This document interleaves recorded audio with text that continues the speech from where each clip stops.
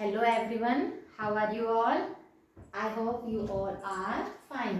तो आज हम जो क्लास 6 के साइंस का चैप्टर नंबर 3 है उसको कम्प्लीटली रिवाइज कर लेते हैं, उसके नोट्स को समझ लेते हैं। वो चैप्टर तो हमारा कंप्लीट हो चुका था साइंस का, mindful eating a part to a healthy body. आज हम उसके नोट्स को डिस्कस कर लेते हैं जिससे कि हमको चैप्टर अच्छे से समझ आ जाए।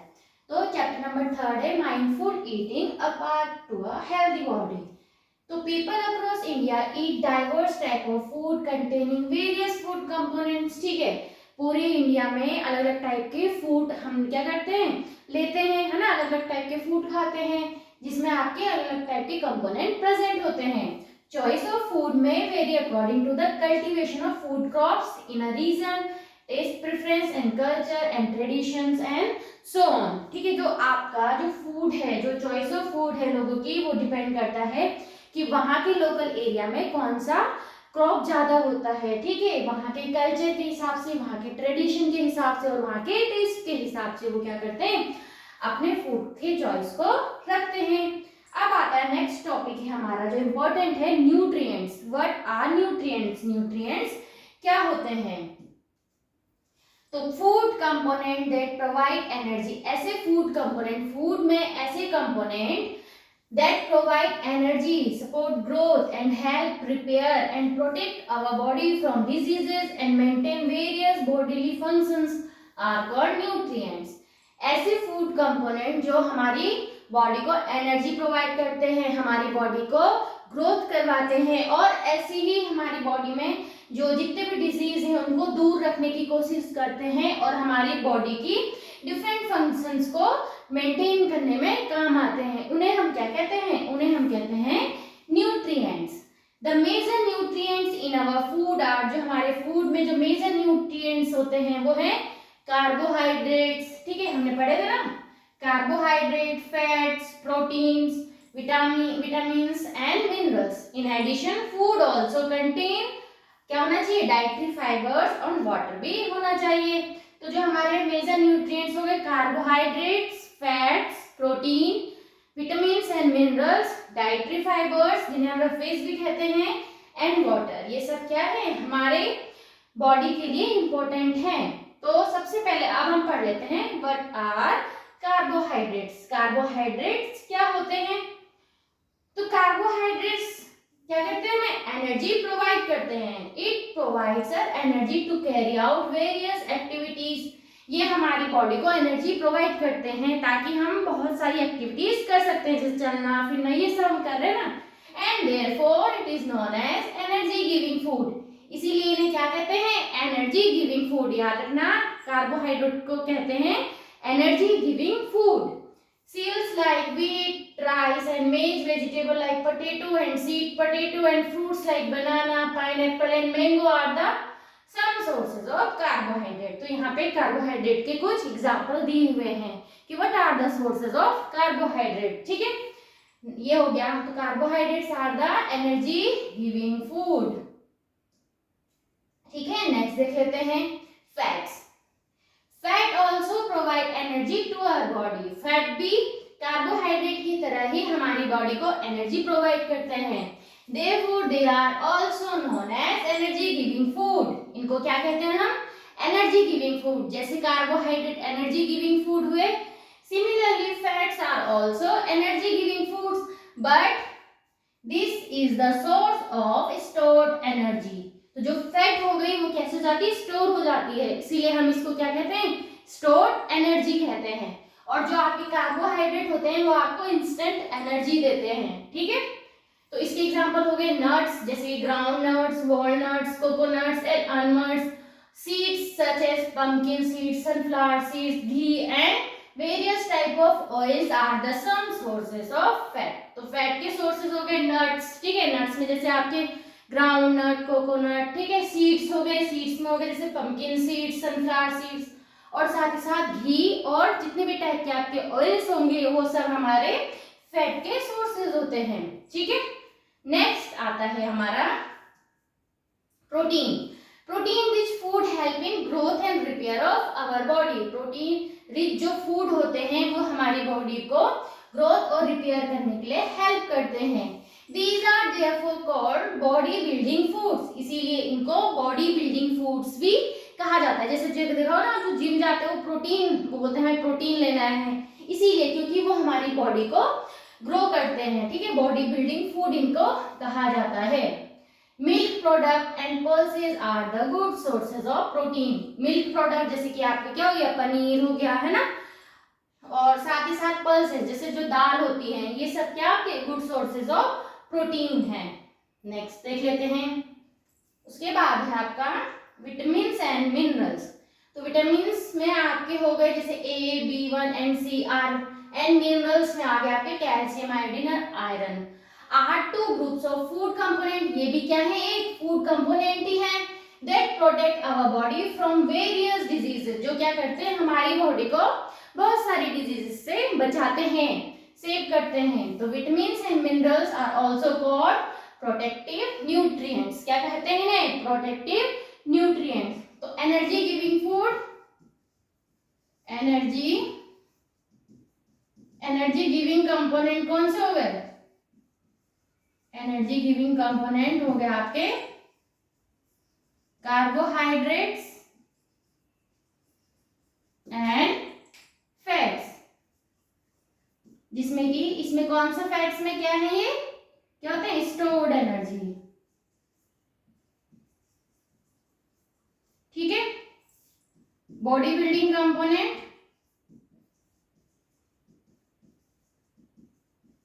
बॉडी बिल्डिंग कंपोनेंट में प्रोटीन, और लास्ट में आपके आते हैं क्या, प्रोटेक्टिव न्यूट्रिएंट्स, प्रोटेक्टिव न्यूट्रिएंट्स क्या होते हैं, विटामिन्स एंड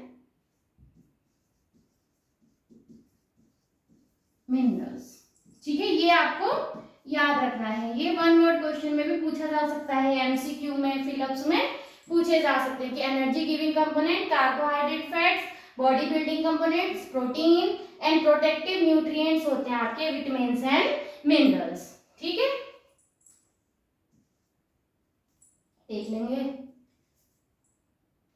नेक्स्ट हम देखते हैं कि हमारी बॉडी में अगर इन विटामिन्स की या मिनरल्स की अगर डेफिशिएंसी हो जाएगी तो उसमें हमें कौन से डिजीज होने की चांसेस हैं, ठीक है। जैसे food component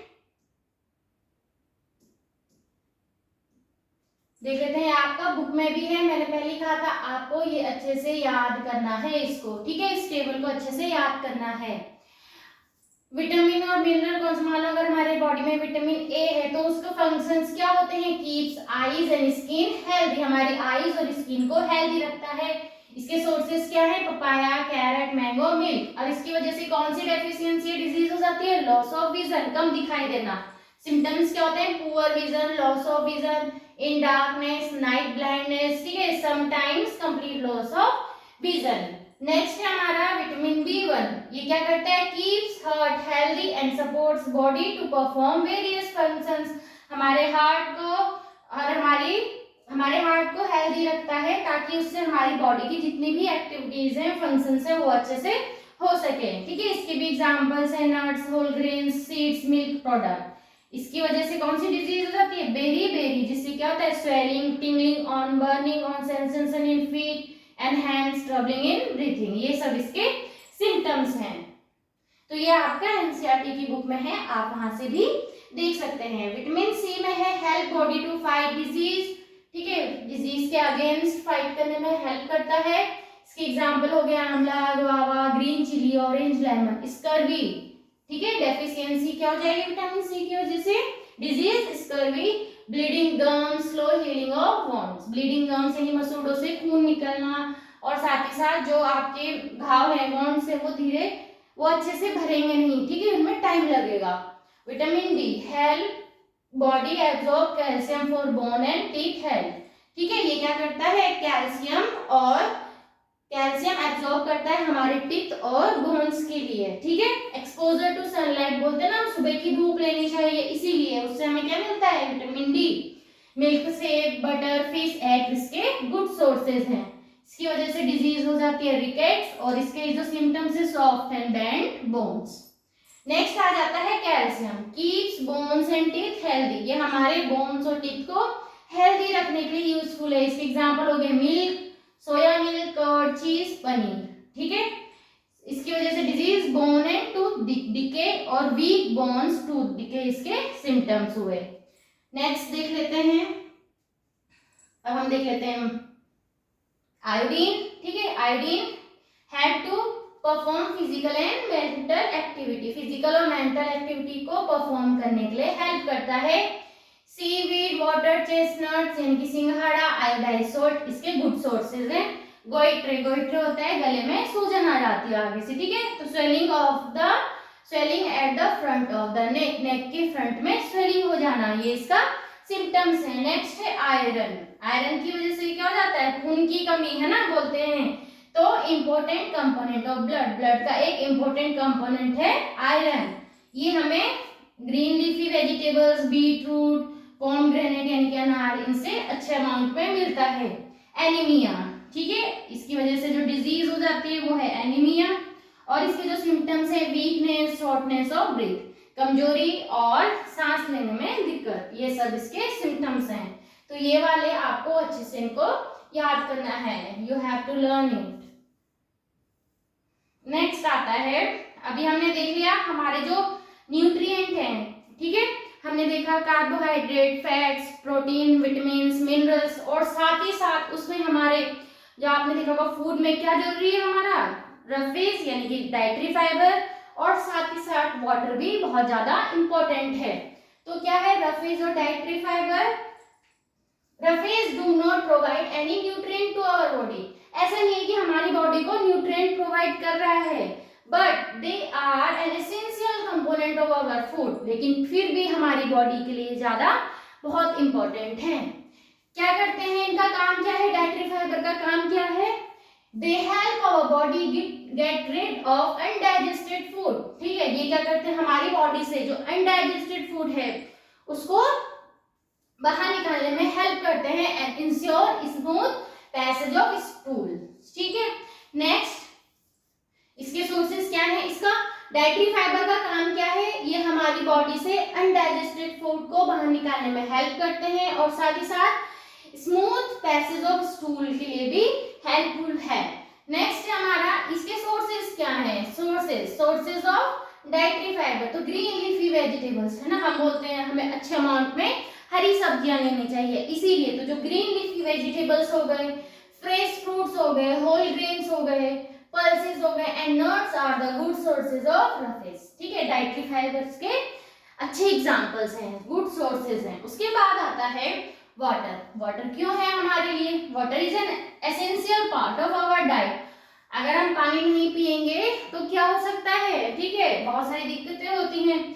it helps the body absorb nutrient from food. ठीक है, ये क्या करता है, हमारी बॉडी, हमारे जो फूड हम खाते हैं उसमें जो न्यूट्रिएंट होते हैं उनको एब्जॉर्ब करने के लिए हेल्प करता है, और साथ ही साथ it remove waste from the body through sweat and urine.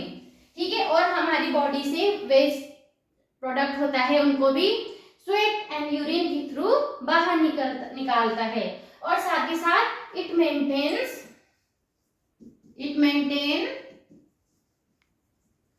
Our body temperature, हमारे बॉडी टेम्परेचर को भी मेंटेन करता है।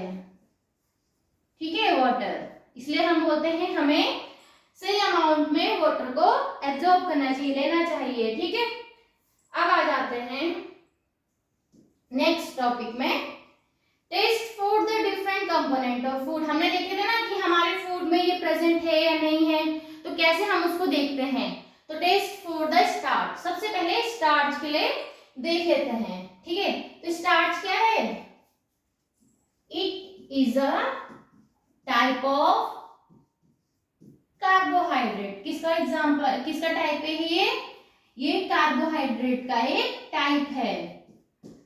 ठीक है, तो इसके लिए टेस्ट के लिए हमें सबसे पहले ये क्या activity, to test the presence of starch in food item. हमने देखना है क्या हमारे फूड आइटम में स्टार्च प्रेजेंट है। मटेरियल रिक्वायर्ड, क्या क्या चाहिए, diluted iodine solution and food item लेने हमें जैसे कि boiled rice, bread, potato etcetera. अब इसका प्रोसीजर देख लेते हैं। सबसे पहले आपने क्या करना है, किसी एक इसमें से फूड आइटम हमने लेना है। मान लो हमने ले लिया पोटैटो, उसको क्या करना है, हमने स्लाइसेस में कट करना है, ठीक है।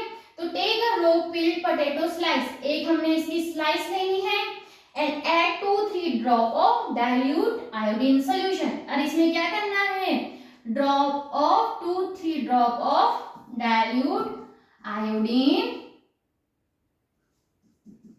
सोल्यूशन इसमें डालना है, ठीक है। You will find that the color of the food item changes to blue black। अगर ये आपका blue black में कन्वर्ट हो गया, किसमें कन्वर्ट हो गया, blue black में कन्वर्ट हो गया, it means starch is present, ठीक है। और अगर मान लो हमने एक ऐसा फूड आइटम लिया जिसमें स्टार्च प्रेजेंट नहीं है, तो हमने देखा डाइल्यूट सोल्यूशन, आयोडीन सोल्यूशन डाला और कोई भी कलर चेंज नहीं हुआ, इसका मतलब उसमें स्टार्च प्रेजेंट नहीं है। तो स्टार्च प्रेजेंट होने के लिए हमने देखना है, सबसे पहले जैसे हमने ले लिया पोटैटो पीसेस हमने ले लिए, उसमें हमने 2-3 drops of dilute iodine solution डाला ड्रॉपर की हेल्प से, और जब हमने उसमें डाला तो देखा उसका जो कलर है वो ब्लू ब्लैक हो गया। उसका कलर अगर ब्लू ब्लैक हुआ फूड आइटम का, it means it contains starch, ठीक है।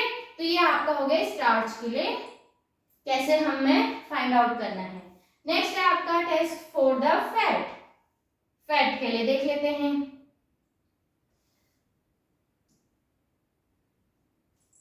तो हमने क्या करना है, to test the presence of fat in food item, material required इसमें क्या चाहिए, इसमें तो कुछ नहीं, इसको आप सिंपल घर में भी करके देख सकते हैं। A piece of paper, a food item जैसे कि butter, ghee, almonds, nuts etcetera, ठीक। Procedure, place the food item on a piece of paper, मतलब मैंने बटर लिया, एक पीस ऑफ पेपर में इसको रख दिया, ठीक है। Wrap the paper around the food item and press it। अब इसको अच्छे से ऐसे फोल्ड करके और अच्छे से उसको प्रेस कर देना है। Be careful not to tear the paper। Paper को ऐसे नहीं कि टीयर कर दिया, इधर उधर हो गया, नहीं। If food item contains a little water, allow the paper to dry। अगर मान लो उस फूड आइटम में वाटर है तो उसको अच्छे से खोल के आपको क्या करना है, उसको ड्राई कर लेना है। Now hold the paper against light। अब आपने जो पेपर लिया उसको ऐसे लाइट में ऐसे करके देखना है। An oily patch on the paper shows that the food item contain fat।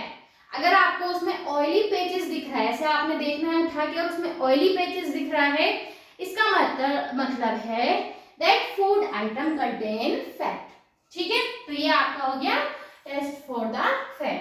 अब देख लेते हैं last test for protein, okay, test for the protein. तो हमने क्या करना है इसमें, to test the presence of protein in food item, material required copper sulphate solution, caustic soda solution and a food item जैसे कि milk, pulses, paneer etcetera. Procedure, take the food item and make a paste और powder of it using pestle and mortar. औखली होती है ना ऐसे करके, post ऐसे इसमें रहता है जो, तो आपको क्या करना है, इसकी हेल्प से इनमें से कोई एक फूड आइटम लेना है और उसका अच्छे से पेस्ट या पाउडर बना देना है। Put it in a clean test tube and add 2-3 drop of water. आपको क्या करना है, जो भी आपने पेस्ट बनाया जो भी ये पेस्ट जो भी बनाया, इसमें क्या करना है आपने 2-3 ड्रॉप ऑफ वाटर, इसमें क्या करना है 2-3 ड्रॉप्स ऑफ वाटर इसमें डालना है आपको। Add 2 drops of copper sulphate solution, ठीक है। अब क्या करना है, add 2 drops of copper sulphate solution. जब ये हो जाएगा इसके बाद में आपको क्या करना है, इसमें 2 drops of copper sulphate solution डालना है।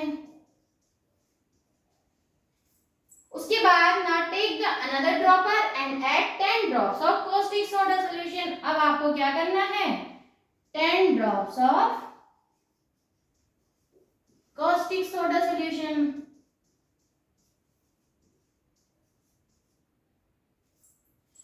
Set well and leave the test tube undisturbed for few minutes। अब क्या करना है, आपने सबको मिक्स करके अच्छे से उसको सेक कर देना है और थोड़ी देर के लिए बिना उसको टच किए, उसको डिस्टर्ब किए हुए उस टेस्ट ट्यूब को अपने रख देना है साइड में, ठीक है।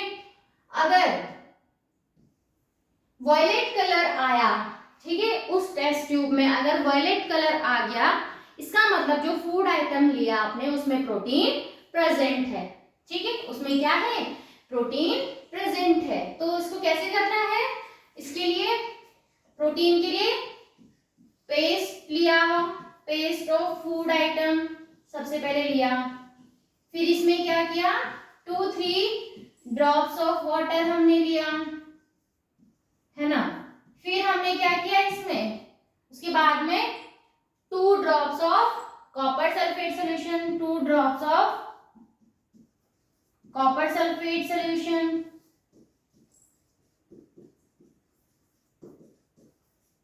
और लास्ट में आपने इसमें क्या ऐड किया, 10 drops of caustic soda solution.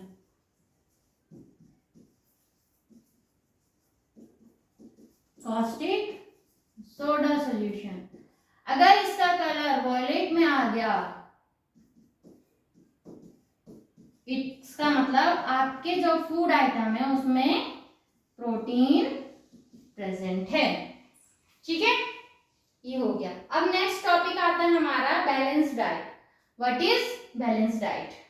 A diet that has all essential nutrients, एक ऐसा डाइट जिसमें हमारे सारे न्यूट्रिएंट्स प्रेजेंट हो, roughage and water in the right amount for proper growth and development of the body is known as balance diet.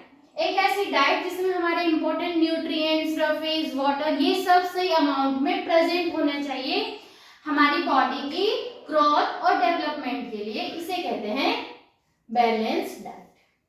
Next topic आता है हमारा millets. Millets are the small size grains, grains होते हैं ये, they have been an integral part of the Indian diet for centuries. They are good sources of vitamins, minerals like iron and calcium and dietary fibers as well। देखो इससे हमें vitamins, minerals तो मिल ही रहे हैं, साथ ही साथ ये हमारे लिए एज अ डाइटरी फाइबर्स भी यानी कि रफेज भी बहुत ज्यादा यूजफुल हैं।